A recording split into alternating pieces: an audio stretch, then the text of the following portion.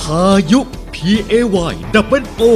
พายุมาแล้วเป็นผลิตภัณฑ์เครื่องมือการเกษตรทุกชนิดที่มาตรฐานสากลกำลังเป็นที่นิยมสำหรับพี่น้องชาวเกษตรกรพายุเป็นตำนานด้านการเกษตรสินค้าดีคุณภาพเยี่ยมเช่นเครื่องตัดหญ้าเครื่องพ่นยาพ่นเมล็ดสะพายหลังเครื่องยนต์อเนกประสงค์เครื่องปั่นไฟเครื่องสูบน้ำดีเซลและเบนซินพายุปั๊มเพลาลอยเครื่องพ่นปุ๋ยแบตเตอรี่พายุPAY Double O เป็นผลิตภัณฑ์สินค้าด้านการเกษตรตัวจริงสินค้าดีมีคุณภาพสนใจติดต่อหาซื้อได้ที่ร้านเครื่องยนต์การเกษตรทั่วทุกพื้นที่โดยบริษัทแสงเจริญโกลบอลจำกัดเขตบางแคกรุงเทพมหานคร